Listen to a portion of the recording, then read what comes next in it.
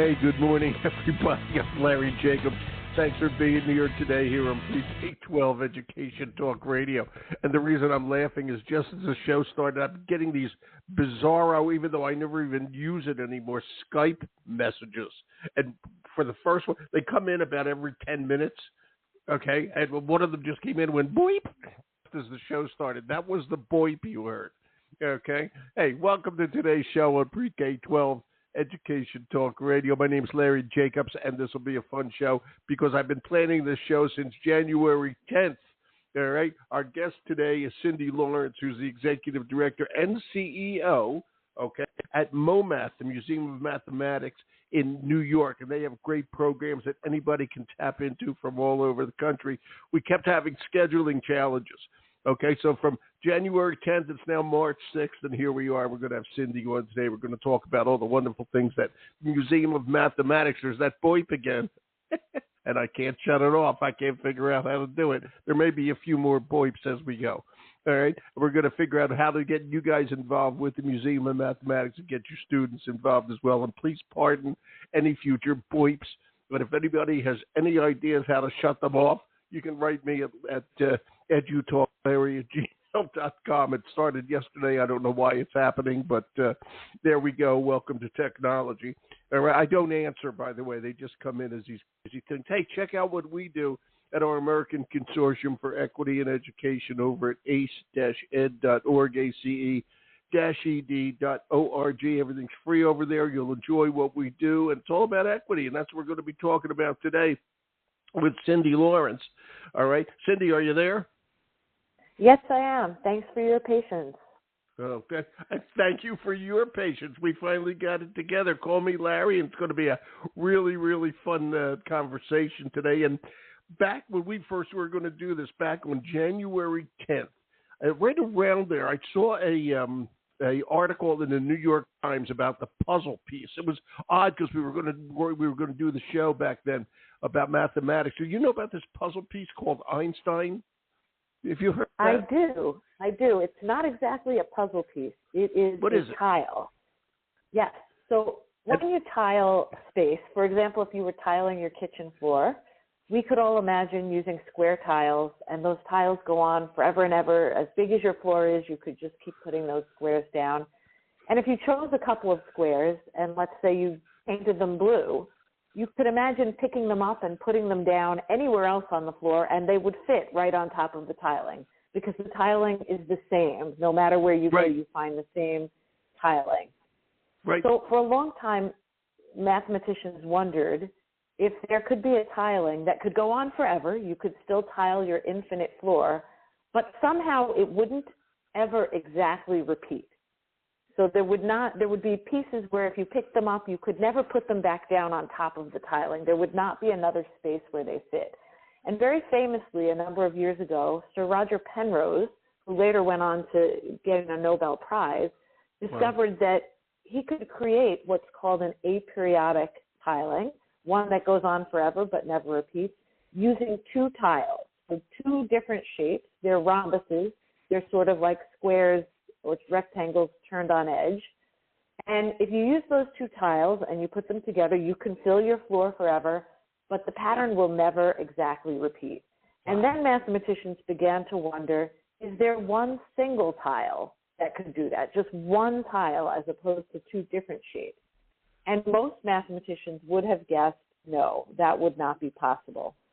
But a math hobbyist, not even a mathematician, but a guy who just likes to fiddle around with shapes in the UK by the name of Dave Smith, was playing around one day and came upon a shape that he thought might be an Einstein. Einstein meaning one tile in German. He got in touch with Craig Kaplan, who's a computer scientist who loves tilings and studies tilings at Waterloo University in Canada. And Craig thought, wow, could this really be? No, it couldn't be, but what if it is? They pulled in another mathematician who studies tilings by the name of Chaim Goodman Strauss, who happens to work for MOMATH.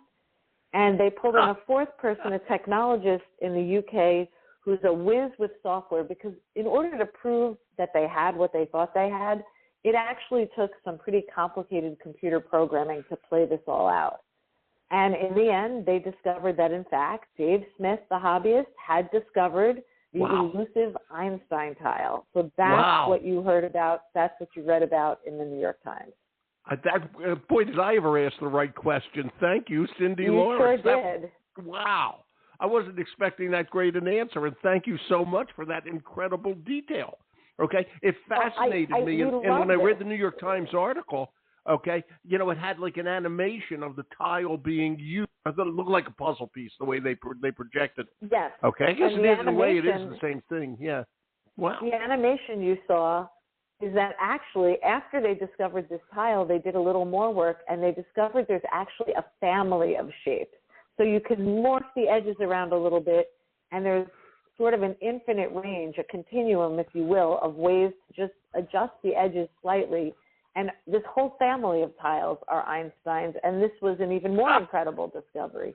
Wow. And what's so great about this discovery is that I could explain it the way I just did to you. You don't need a math degree to understand what I said. Exactly. Understanding the proof is another story. That we won't go into. You really do need to be an advanced mathematician to understand the proof and how that works.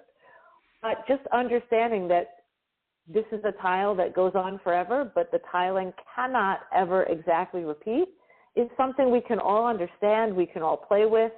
If you have pieces that you cut out, which we've done now, we have in our museum, people can play with them and see how they can put them together. Wow. But it's just a great story about how people discover new mathematics all the time, and it's not just mathematicians who think about this and who can make amazing discoveries. It's just amazing. Again, thank you for that incredible explanation of it all. This is an important question, okay? And I loved what you just said, and I loved reading about Einstein. It's fascinating, okay? Why is it important, okay? And this is one of the things that MOMATH, the Museum of Mathematics, really wants people to understand. Math exists, and it doesn't just exist to drive people crazy in algebra class in ninth grade. It exists for a reason. Okay, and that's really what you folks are trying to show, is that every kid can be engaged in math and how it impacts our lives every day, and it really does. And I was never very good at math because nobody really explained it to me, okay, in a context I could understand. I know many people can. I always had trouble with it. But my point is, why do we want to – I'm going to ask it simply, but you know where I'm going. What's the point of understanding this? Why is it important for people to understand mathematics exists? And I know, believe me, I'm playing the devil's advocate here, but I want you to answer that question, because this is why people need to know what you do. Yeah. I have two answers to your question. Right. One answer is that sometimes when we learn something new or study some math, it later has an application that we didn't expect. So those Penrose tilings and some of the work around tilings ends up being related to something called quasi-crystals and actually the structure of certain crystals and the structure of matter. That's not why mathematicians were interested or studied this. They just found it interesting. But very often something that is found to be interesting ends up having a later application. That has been true for many years in many fields, but certainly with math and physics and biology and chemistry, there's a lot of math that ends up having applications in those other fields, even if that's not why it was explored in the first place. My second answer to that question, though, is really more about aesthetics. Math is a very aesthetic pursuit. We don't think about it that way, and we should, and that's what the museum tries to do. So, for example, you may not be someone who's an excellent painter or someone who can draw. And maybe you took art classes when you were in secondary school and you weren't the kid who was really good at it. That doesn't mean you don't enjoy going to an art museum and seeing something incredibly beautiful that someone really talented created. We all go to art museums, we go to sculpture gardens, we enjoy beauty. And so another reason why people should not shy away from math is that there's this inherent beauty to it, and we don't often teach that in school. In school, we focus on the mechanics. Yeah. We focus on how do you hold your paintbrush, how do you mix your paints. But not everybody is going to become an artist. Not everybody's going to become a mathematician, but I would posit that everybody, if shown the beauty of math, can have an experience that's wonderful, that they will enjoy. And that's what MOMATH is all about. Some percentage of people will get so excited by what they see that they will want to go into mathematics, and that's great. But for the vast majority of people who come in, people like you who didn't have a very favorable relationship in the past with mathematics, we want you to come in and see something beautiful. And there is not a day that goes by that I don't walk through the museum that I don't hear 3 words from somebody in the museum who's visiting. And those 3 words are, "That's so cool." Yeah, I was just going to say, that is amazing. That's exactly the 3 words I was thinking of. This is cool. That's exactly what I was thinking of. And you don't necessarily have time to see the cool bits in school. That's why there are museums to share this kind of thing with you. And that's why we exist, to show people like you, like students in school who maybe aren't having a great experience with math, that there's much more to math than memorizing a formula and getting the right answer.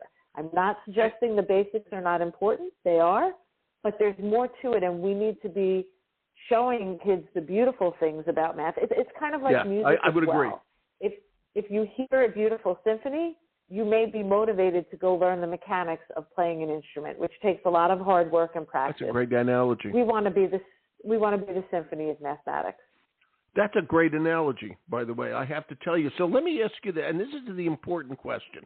We're talking to teachers all over the country, elementary teachers, math teachers in secondary school, plus some other teachers, okay, social studies teachers, maybe science teachers, et cetera, et cetera. That's who we're talking to today, all right? What do you guys do at the Museum of Mathematics? How do the teachers tap in? What's coming out of the museum that teacher, I'm going to say in Kansas, or where I live in Maine, okay? I'm not near New York. You're in New York. But people can tap into the museum, and they can make I'm going to say they're going to make the silo disappear, okay? Because math, the word mathematics, if you call it the Museum of Mathematics Art, okay, that's different. But if you call it the Museum of Mathematics, oh, my God, math, why would I go see that? I hated algebra. Okay, talk about what the museum offers to teachers to help engage kids, and that is so darn important these days. So the museum offers field trips first and foremost, and that's not just schools in New York City or in the tri-state area that come, but we have schools that come not only from all over the country, but from all over the world. New York City happens to be a destination for field trips. A school that's coming to see a Broadway show or see a history museum or do something else in New York City very often will fit in a trip to MOMATH. But for schools that are not coming to New York City, we also have programs for them. We do online field trips where we will have one of our educators engage with a class anywhere in the country for a 45-minute session, very similar to what we do in the museum. We run programs on the evenings, on the weekends, all around the clock, and we have those programs available online. For example, last night we ran a program where we featured 6 early career young women in mathematics talking about their experiences and how women do belong in math, which is not something that all young girls will see and perceive. And we had a 6th grade class from Alaska joining us last night. And what a wonderful thing that was. Here are 6 role models who are just starting out on their mathematical journey, who have an interest in outreach, and they're connecting with a classroom of young people in Alaska. That's the kind of thing that we provide. We welcome teachers to bring their classes, either sign up for a dedicated trip online, just their class and us, or come to one of our many, many programs. A number of them are offered for free. We are always happy to have people from around the world joining us. We are in more than 120 countries now with people who will participate in our online programs.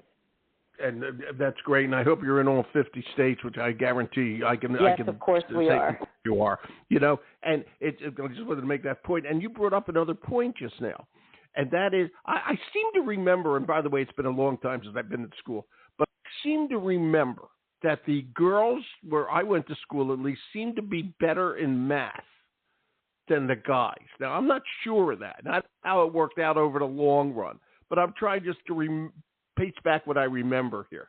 Okay, I always thought girls were pretty good, young ladies, if I may, at math. Okay, and that great movie Hidden Figures kind of pointed that out, the innate nature of mathematics to women. And I'm curious, why are we having trouble finding young ladies to go into STEM? And of those 6 young ladies, all right, what were their careers? What were they? Were they going to become mathematicians? And what does that actually mean if you're a mathematician? I mean, that's a good question. So but go ahead, Cindy. That's about 12 million questions. Go ahead. Yeah. It's a great question. So first of all, I would say that whether young ladies or young men are better or worse at math is a question that I don't think has an answer. I think everyone's an individual, and I think it's cultural. And in this country, we definitely have fewer women going into mathematics at the advanced level, but it's the opposite in some Eastern European countries where women are perceived, as you just mentioned, as being stronger in mathematics. So I believe that it's cultural. I believe there is a problem. I think you're right. Of stereotypes, but the fact that those stereotypes are different in different countries says to me that there's no inherent biological strength that is bestowed upon women or men in mathematics. The problem we have is that in the advanced world of mathematics, there are far fewer women than men. And what this does is this is a self-perpetuating cycle because young women who are interested in math see math teachers, mathematicians, math educators who are primarily men, and they get the sense, even if in a subconscious way, that math is not a field that welcomes women. And we're trying to change that, which is why we ran that program last night. We actually had a fellowship over the summer. We brought 10 early career young women in mathematics fields, and we taught them and helped them learn how to do outreach so they could share their math with a general audience. And they've agreed to go back in their hometowns for the coming year, all through 2024, and deliver talks to young people. So more young women will see that women indeed do go into math. Now, you asked the second question, which was, what does a mathematician do, or what do these women do? Yeah. The answers were really varied. One of the women uses math to study agriculture, crops, animals, all kinds of interesting things in Arlington, Texas. And so that's a very unusual use for mathematics that probably somebody going into math wouldn't necessarily think about. Somebody else is working in artificial intelligence. Somebody else is working in something called quantum computing and trying to figure out what the smallest pieces of matter look like. So one of the themes that was really prevalent throughout the conversation was these 6 young women saying one of the reasons they went into mathematics is because math is so broad and so diverse that whatever field you might have an interest in, there's probably a connection you can make with mathematics. And indeed, there was a young woman who is in college right now, undergraduate, who was in our audience and asked that question at the end of the program. She said, I'm majoring in math because I like math, but I don't know what to do with it, and I don't know which area to specialize in. And the response from our panelists was, think about things you like. Do you love music? Do you love art? What do you love? Yeah. There's probably a world where what you love and math intersect, and you need to find that world and find the people in that world, and then you'll have your home. And, you know, Cindy, I got to tell you, my son used to live in New Orleans, and we used to go down there for Mardi Gras. And you would see the high school bands, and the kids were obviously so proud, and the bands were so good at, you know, March or whatever parade you were looking at for Mardi Gras. But if you looked at the scores in mathematics, okay, these are high school bands, but if you looked at the scores for mathematics across the board in New Orleans, they weren't good. Okay, and to me, I'm just trying to jump on what you said a minute ago. Music is mathematics. That's the basis of it. Okay? Absolutely. A 3/4 note. Absolutely. Okay? But somehow that connection wasn't being made in New Orleans schools. Here they had kids that subconsciously loved math, if I may. Okay? But when they worked at it in schools, they weren't doing as well. They went to music instantaneously. It's just they lost the connection. And this is the thing that always worried me about what. Yeah, I mean, it happened to me. I mean, I'm not dope, but I was terrible in math class. And by the way, all of my math teachers who made me think about it were all men, from 6th grade through 12th grade. They were all men. I will say there's a way to reach anybody with mathematics. Teachers don't always have the time to individualize for every different student. I wish they did. This is a function of schools and budgets and time and tests. But if you can't learn something the way your teacher is presenting it, there's probably a more interesting way, a more visual way, a more auditory way. And with the internet now, all of these different things are available. So there are a lot of people doing math outreach online. There's a lot of YouTubers, a lot of people that have blogs, a lot of people with really interesting things. And my hope is that students who maybe don't love math in the classroom will somehow see something at MOMATH that'll spark them to go look more on the internet and get really interested in something. You know, the Rubik's Cube is a highly mathematical toy. Classic example. And there are many people that get interested in the Rubik's Cube and then go on to major in mathematics because of what they played with this toy. So whatever the way in is, whether it's music, whether it's art, whether it's something like a game or a puzzle, like a Rubik's Cube, there's always a way in, and we just want to help people find that door, that open door into mathematics. And, you know, I have to ask this question, which is an odd question, and I think, in reality, if I may, and of course things have changed since I was in school, et cetera, but I would hope that mathematics teacher training has changed. And you offer a way into that. You offer a path in, and I'm wondering if you are working with any of the colleges that are teaching math, future math teachers, and showing them a different way to get these kids engaged. Has anybody approached you with that? I hope they would, but I'm not sure they have. We do partner with educators at all levels, including at the college level.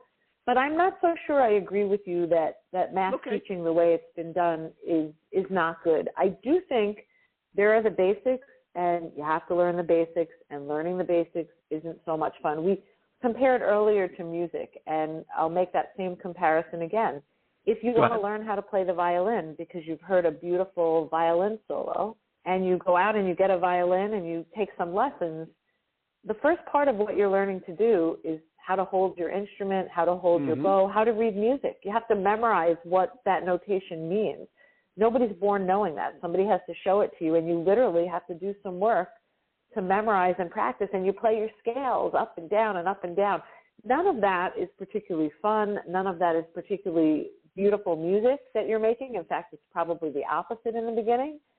But you go through it because you've heard a beautiful violin solo and you want to get to the point of being able to make that music yourself. So I don't think necessarily that what we're doing in our classrooms is bad or wrong. It's just that we need another piece.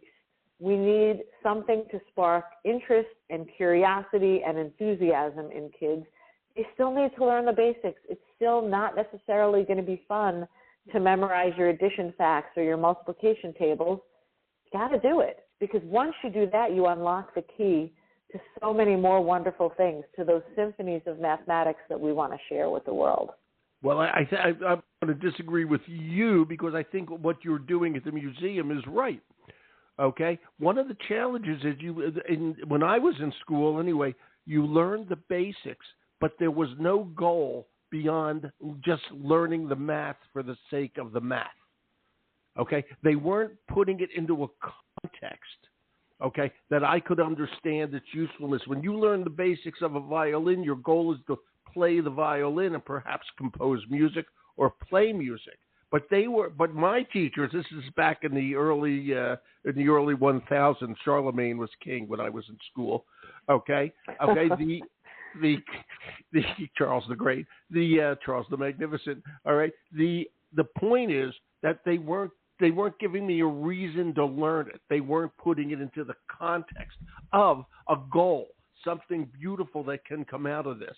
It was just I either got it or I didn't. And I'm just laughing here as you were saying some things before. You know, my math teacher thought I was an idiot, and my history teacher, I wound up being a history teacher. Okay, my history teacher thought I was a genius. Okay, but the fact of the matter is there's a lot of combination between the two. Okay, and you know, my point is math is important, and math is logic. All right, that's why in the old days, in order if you could become an FBI agent if you were an accountant, because you understood math, you understood logic. Okay, right. And an attorney, being an attorney, it's logic. I take the clues, okay, and I move them towards a logical end. All right? And that's what was missing, and that's what the gap is that you fill at MOMATH. Okay? I certainly hope people, we're filling those gaps. You do. Yes. You do. People walk through there, oh, math, and then suddenly this kid sees something gorgeous in there. Oh, wait a minute. What's this got to do with mathematics? Holy moly. I mean, that's... And I think you bring up a really good point. I'm on your side, by the way, Cindy. I'm on your side. Yes. I'm glad you are. Yeah. I think you just brought up a really good point, though, that I'd like to underscore, and that is if you practice math and you become good at math, what you're really becoming good at is thinking logically and problem solving. And those are skills that will carry you through your life regardless of whether you ever do another math problem or not. So that's why you mentioned lawyers that have to think logically. Do you know the candidates taking the LSATs, the law school admission test? The highest grades are from math majors on the LSAT because they've learned to think logically. Wow. Yeah, so that's an interesting That's a great point. tidbit.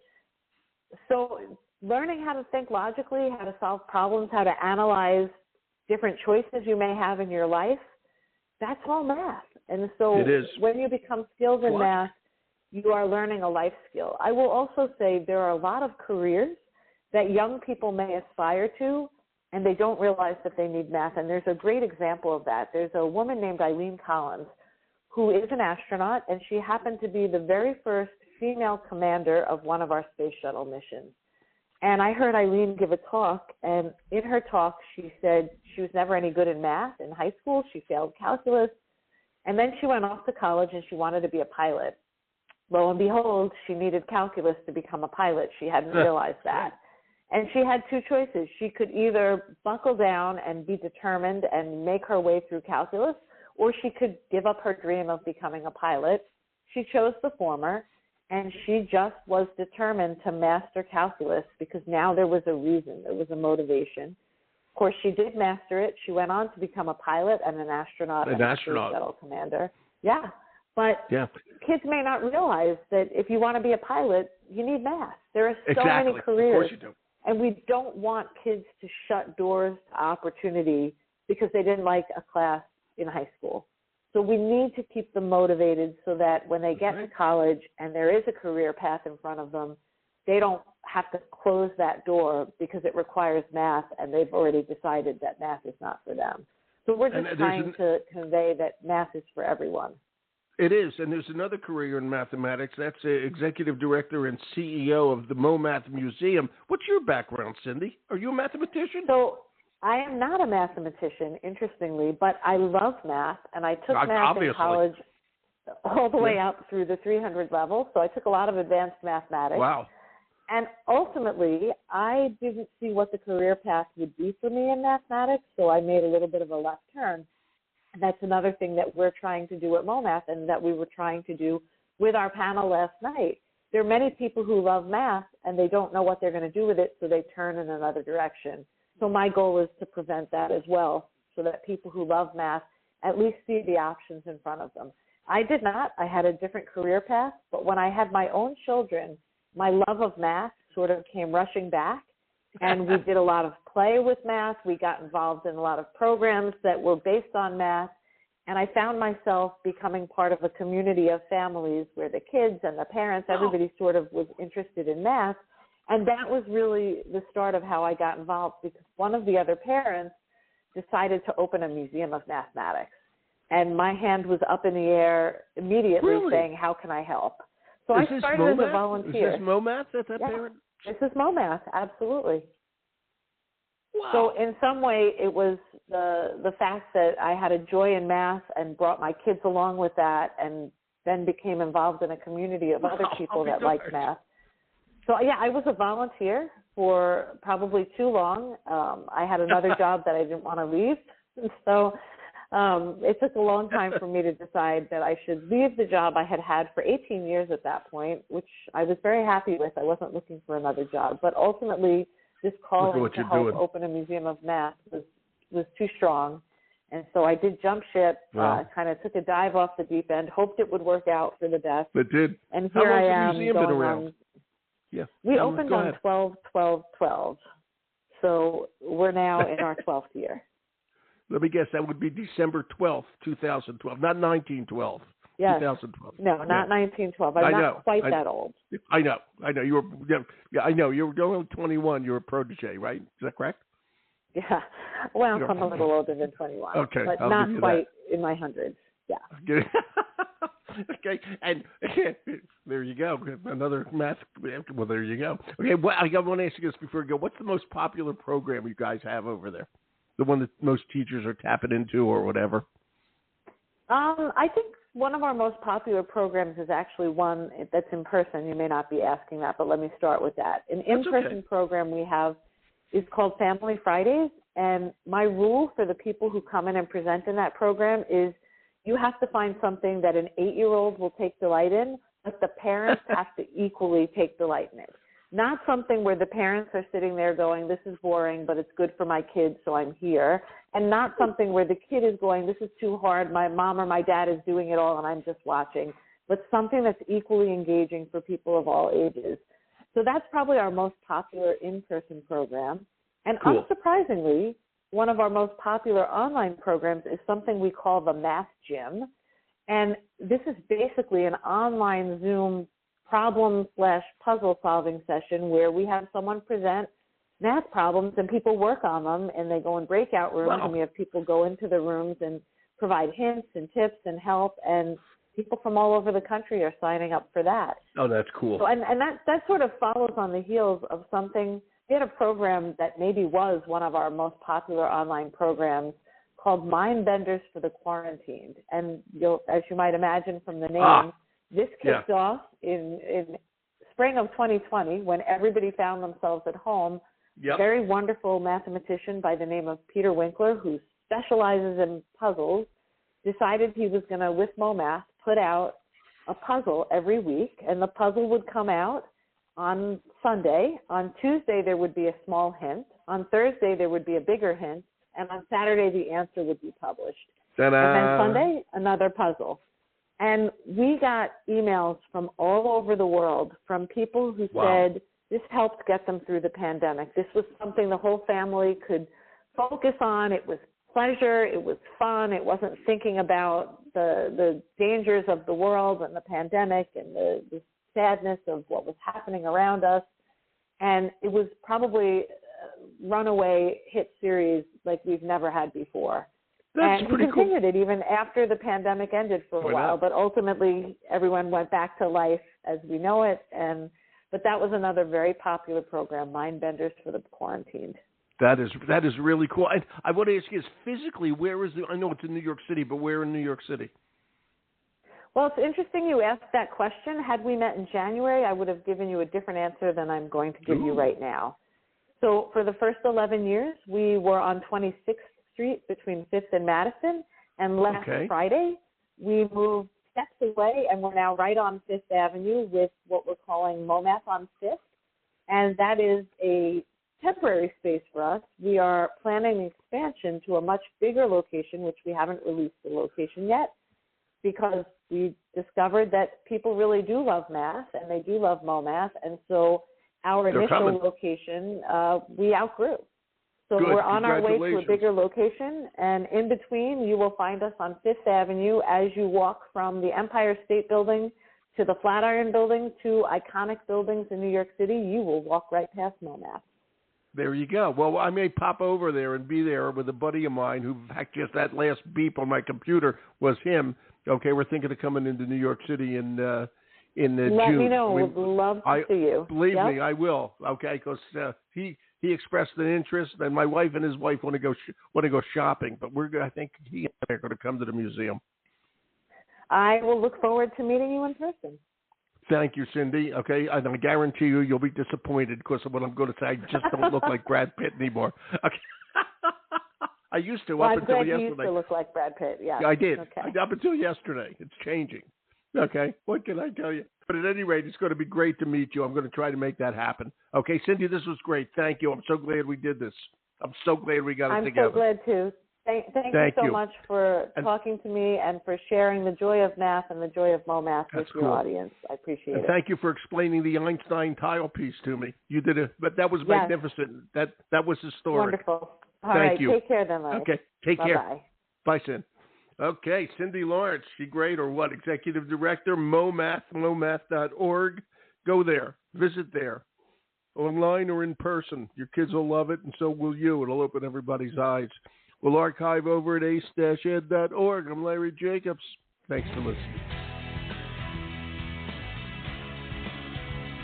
I'm sorry for the boinks. I guess they're going to continue for a while.